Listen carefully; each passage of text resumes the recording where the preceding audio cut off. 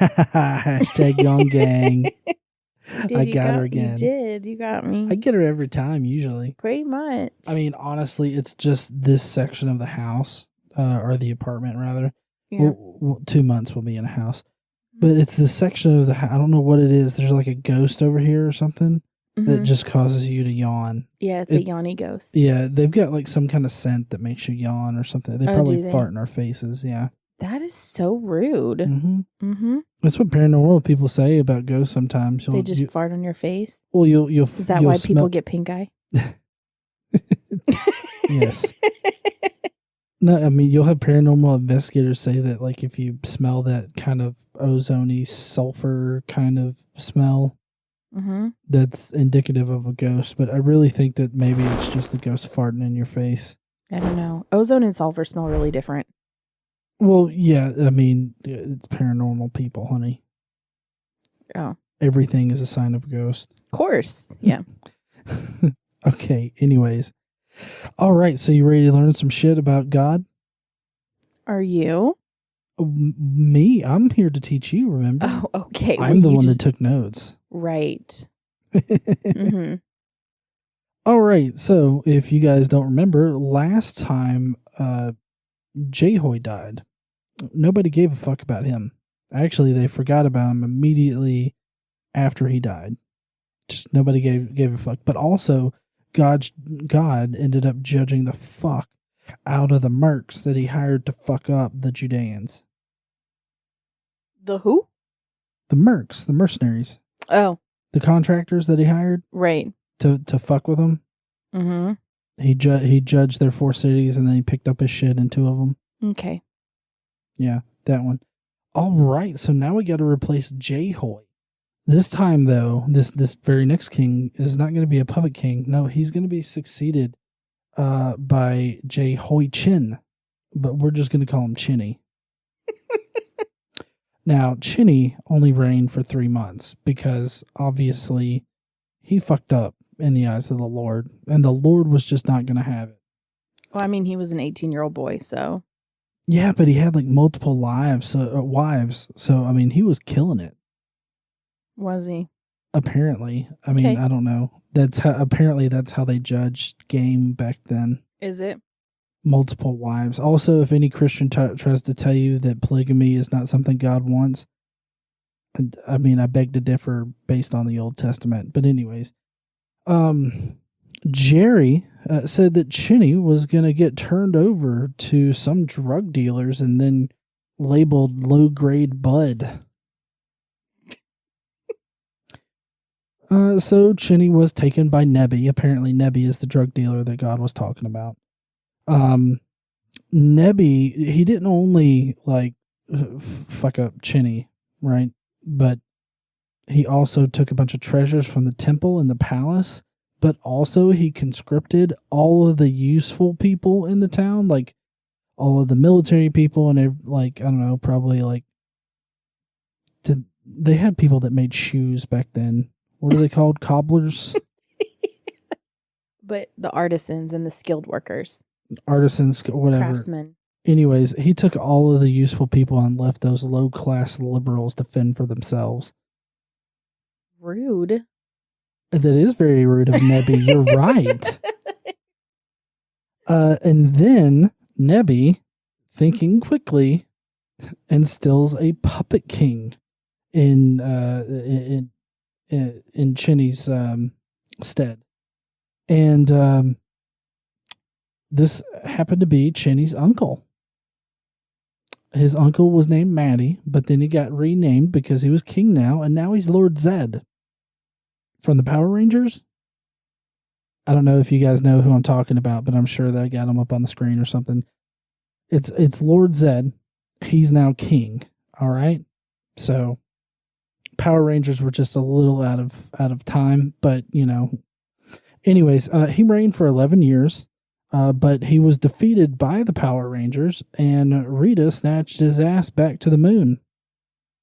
So Zedd did a bunch of bad shit, of course, and he got the priests to cheat on God. We all know that God hates that shit. God sent out word through all of his messengers that Lord Zedd was fucking shit up, but everyone made fun of God for being a dipshit. The end of this Bible study today.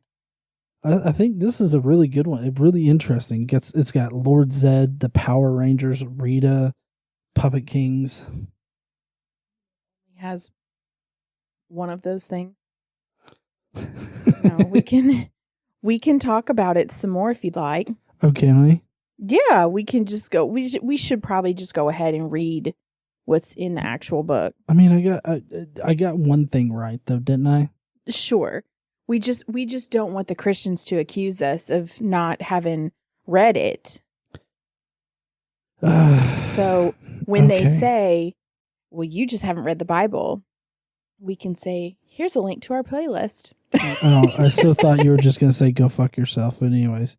Oh, well, I mean, yes, also go fuck yourself, because this is not the first time I've read the Bible. I went to Catholic school.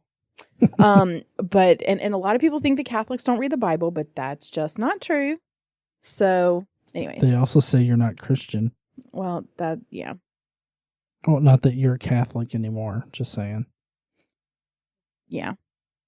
Protestants tend to not like the Catholics. Mm-mm. There's a lot of deep-seated tension there. There is. It's probably all the persecution they suffered at the hand of the Catholics. I mean, that could have had something to do with it.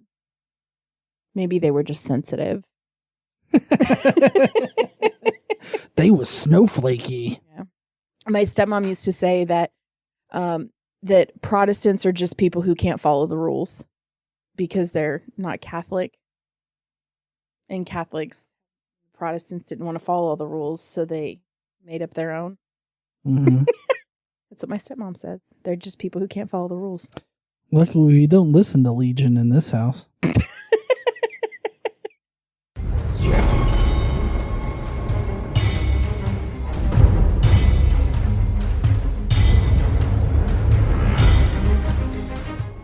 What's up, heathens? How y'all doing? So, obviously, not everything's right, but I guarantee you Lord Zedd is in this. No. What? No. That's the interesting part of this entire Bible study today. Well, then I'm afraid you're going to be very disappointed. What? Yeah. At least tell me the Power Rangers are in it. No. What? No. Okay, but Nebby definitely leaves the low-class liberals to fend for themselves in the streets, right? Well, it doesn't say they're liberals. It just says they're the poor people. Oh, okay. So, I mean, that's definitely not the Republicans. They're all rich. I mean, that's so not true. Have you seen Trump's followers? Or Kentucky. Like you pick on Kentucky. We live in Alabama. The only further down we've got to go is Mississippi. Yeah, well, it just, I don't know, that reminded me of that picture that, I don't know, it's seared into my mind. The person, the redneck that's standing in front of the dilapidated place. And they're like, yeah, stock market's kind of shit right now. That is a funny one. All right, so are you ready to get into this? Yep. So as John said, last time we lost Jehoiachin, right? Mm-hmm. He was our king in Judah, and we lost him. So we have to have a new king. Huh? Fuck him. Fuck him. Okay. So we have to have, whatever. We have to have a new king. So are you ready for a new king? Definitely. And Jehoiachin, his son, Jehoiakim's son, right, succeeded him as king. Jehoiachin was 18 years old when he became king, and he reigned in Jerusalem for 3 months, and then he got tired of doing it and was like, well, fuck this, and then left. No, I'm just kidding. That's not happening. Nobody quits being the king like that. They always get fucked up. I mean, some people do. The Pope did. Well, yeah, but I mean, Catholics aren't a thing yet. So... Anyway, his mother's name was Nehushta, daughter of Elnathan. She was from Jerusalem. Elnathan. It's either that or Elnathan. So, well, probably. I think El typically the L in front is supposed to be some kind of godly thing, I think. Okay. I mean, it's not hyphenated or anything. Well, I know, just the prefix L on a name, I think. Anyways, Elnathan's a weird fucking name. Elnathan, yes. And she was from Jerusalem. He, going back to Jehoiachin, not to be confused with Jehoiakim, right, was, he did evil in the eyes of the Lord, just as his father had done. Somehow in the 3 months, he really pissed God off. So Jeremiah's got some shit to say about it. God sent Jeremiah a message for Jehoiachin. You think it was all those bitches he married? I mean, I don't know. As you said earlier, he might have inherited them from his dad. Yeah. Should be really weird. mean, they are inheritable property, I would assume. I mean, I don't really know I assume that's how harems worked. As surely as I live, declares the Lord, even if you, Jehoiachin, son of Jehoiakim, king of Judah, were a signet ring on my hand, I would still pull you off. I will deliver you into the hands of those who want to kill you, those you fear, Nebuchadnezzar, king of Babylon, and the Babylonians. I will hurl you into, and the mother who gave you birth, into another country where neither of you was born, and where both of you will die. You will never come back to the land you long to return to. Can you just imagine whenever Jeremiah is like talking about the word of the Lord? Mm-hmm. He's got to have like glowing eyes, talking with a booming voice, and like there's just no doubt that it's God talking from him. Like, and just imagine that, and then being like Jehoiachin or whatever, and being unimpressed. Like, you know that fuck yourself. You know that meme of like the God with the red glowy eyes. That would scare the shit out of me. It's fucking freaky. Yeah, I'd be scared too. Is this man, Jehoiachin, a despised broken pot, an object no one wants? See, broken pot. Mm-hmm. Why will he and his children be hurled out, cast into a land they do not know? Oh, land, land, land. Hear the word of the Lord. This is what the Lord says. Record this man as if childless, a man who will not prosper in his lifetime, for none of his offspring will prosper. None will sit on the throne of David or rule anymore in Judah. You think Chinny was just like, fuck, what? Write me down as childless? God damn. I'm actually surprised that they didn't throw Jeremiah in prison for this prophecy. It's pretty bad. I mean, to make this kind of prophecy against the king. Yeah. I mean, maybe all the guards were like, you know what? He's kind of got a point. But it comes to pass. So at that time, the officers of Nebuchadnezzar, king of Babylon, advanced on Jerusalem and laid siege to it. And Nebuchadnezzar himself came up to the city while his officers were besieging it. Jehoiachin, king of Judah, his mother, his attendants, his nobles, and his officials all surrounded him. In the 8th year of the reign of the king of Babylon, Nebuchadnezzar, he took Jehoiachin prisoner. In the spring, King Nebuchadnezzar sent for him and brought him to Babylon. As the Lord had declared, Nebuchadnezzar removed the treasures from the temple of the Lord and from the royal palace and cut up the gold articles that Solomon, king of Israel, had made from the temple of the Lord. These he carried off to the temple of his God in Babylonia and put in the treasure house of his God. He carried all Jerusalem into exile, all the officers and fighting men, and all the skilled workers and artisans, and a total of 10,000. Only the poorest people of the land were left. Nebuchadnezzar took Jehoiachin captive to Babylon. He also took from Jerusalem to Babylon the king's mother, his wives, his officials, and the prominent people of the land. The king of Babylon also deported to Babylon the entire force of 7,000 fighting men, strong and fit for war, and 1,000 skilled workers and artisans. Oh, shit. Yeah. Just, he took everybody that was useful to him. That was useful to him. And then he left... he left all the poorest of the people there. He took the treasures and everything, so he just left it not in good shape. But instead of just leaving the place without a king, which I feel like it seems like he could have easily done, and then the people wouldn't have had a leader. And I mean, I don't know. I feel like that probably would have been better for him. But anyways, he decided to put another puppet king, because Jehoiakim was a puppet king. Yeah. He decided to put another puppet king in to rule Judah. So that's where we're going to continue here. He made Mattaniah, Jehoiachin's uncle, king in his place and changed his name to Zedekiah. Zedekiah, son of Josiah, was made king of Judah by Nebuchadnezzar, king of Babylon. He reigned in place of Jehoiachin, son of Jehoiakim. So, like Jeremiah prophesied, Jehoiachin's sons couldn't be, which he was only 18 years old, so I'm not sure at that point how many sons he had, but he would never have children to reign. So they had to go back a cycle, right? They had to go back to one of Jehoiakim's brothers. Okay. They didn't pick another Jehoiakim son either. They went back to Jehoiakim's brother. All right. Okay. Also, this was Lord Zedd, by the way, just so everybody knows. Zedekiah. He had a staff with a big Z on it, and he was a Cyclops. It doesn't actually say any of that here. I mean, it does say he's 21. It doesn't say he's not that. So. Okay, so Zedekiah was 21 years old when he became king, and he reigned in Jerusalem for 11 years. His mother's name was Hamutal, daughter of Jeremiah. She was from Libnah. Hamutal? Hamutal. Hamutal. Hamutal. You know, that sounds like a drug that you would take. It does. Like, does your pain sting a little bit when you pee? Take some Hamutal. No, Hamutal. Hamutal. Whatever.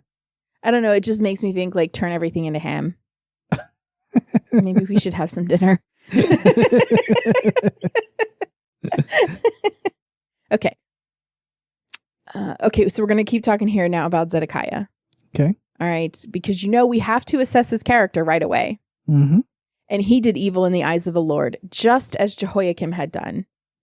Like Jehoiachin had done. But he was kind of worse, right? In Chronicles, it talks in Chronicles, it says, he became stiff-necked and hardened his heart and would not turn to the Lord, the God of Israel. Furthermore, all the leaders of the priests and the people became more and more unfaithful, following all the detestable practices of the nations and defiling the temple of the Lord, which he had consecrated in Jerusalem. I wonder how he consecrated it. I mean, we already went through that, and it's in another episode way back. And is that to consecrate it? Don't you slit the throat of a baby lamb and then spread the blood all over the place? I mean, it depends on what it is, but that was a possibility. Okay. I already put lamb's blood all over the place. What else you want me to do, Lord? Whenever you talk about that, it makes me think of that video on how to get rid of the video you did on how to get rid of leprosy. Well, yeah. So the video, a number of people have pointed it out that it's not literally how to cure it; it's how to cleanse yourself for the Lord.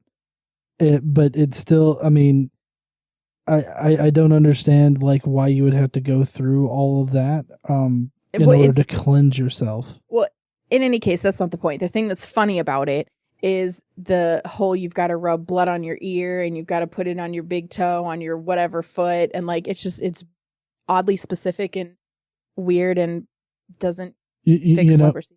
I think that I'm gonna put that in the cards right here. Yeah. So y'all go check that out. It's really funny. It's not very long, but it's really funny. It is one of my favorite GE videos. Okay, we're almost done. I know it's kind of short today, but we are almost done. You ready? I am definitely ready. The Lord, the God of their ancestors, sent word to them through his messengers again and again. Them, he's talking about the people of Judah. Yeah. Because he had pity on his people and on his dwelling place, the temple. But they mocked God's messengers, despised his words, and scoffed at his prophets until the wrath of the Lord was aroused against his people, and there was no remedy. Ooh, the wrath was aroused? Mm-hmm. And so Jeremiah says neither he nor his attendants nor the people of the land paid any attention to the words the Lord had spoken through Jeremiah the prophet. And in Kings it says it was because the Lord's anger and that all of this happened to Jerusalem and Judah, And in the end, he thrust them from his presence. He got rid of them. You know, you seriously cannot use words like aroused and thrust and not come away with some kind of like sexual imagery. I mean, pretty much anybody can say any word to you and you can turn it into something related to dick. Listen, what? Okay, it's not, I mean, I'm not the one that put aroused and thrust in there, okay? No, you didn't. I'm just saying. Okay, so that's actually all for today. And this was kind of a setup for next time where we're going to go over Jeremiah's prophecies under Zedekiah. Oh, Lord which are Zedd probably prophecies. going to be really, really bad, right? Because Zedekiah is terrible for Mm-hmm. 11 years and God is really, really mad about it. Oh, it's really funny. God being really mad about how bad Zedekiah was, because it's just kind of like, you know, he's trying to outdo me. Yeah. What the fuck is this shit? I think I need to step up my game a little bit and fuck this guy up. Yeah. Well, next time we're going to talk about Jeremiah is going to have a vision about figs, which I feel like he should have taken. He really should have taken advantage of this and just went ahead and created fig Newtons back then. I agree. He could have made like trillions of dollars because they're legit one of the best things that you can put in your mouth. Yeah. One of. Mm-hmm. Mm-hmm. Okay. He wrote some letters to the exiles, of course, to talk to them about God and what he says. Yeah. Yeah. Jeremiah is going to get egg on his face. Oh no, not egg. Is he gonna try to make a meal like that one guy in the Apple commercial? No. And we're going to talk about what all of this means to the nations, and to Judah. We're going to talk about the fate of the temple articles. You know how Nebuchadnezzar removed all the shit from the temple. We're going to talk about what the fate of all of that. We're going to talk about Hananiah, who...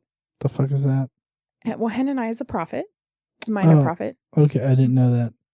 So Hananiah is a minor prophet that we talk about in Jeremiah in chapter 28.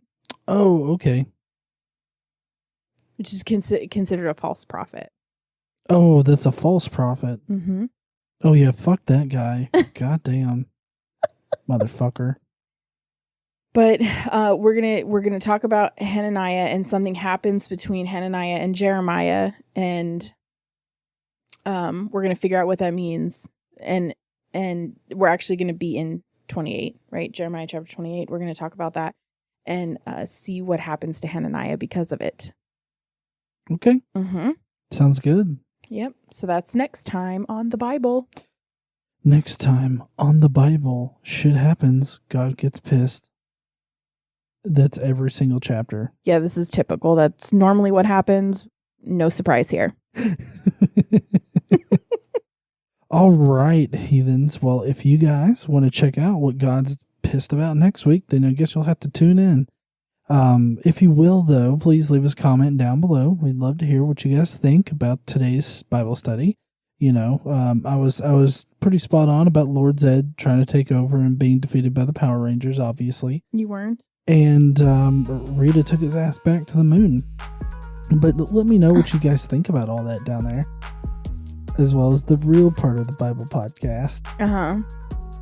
Be sure to smash that like button, and don't forget to stand up and use your voice. Bye, heathens. Bye, y'all.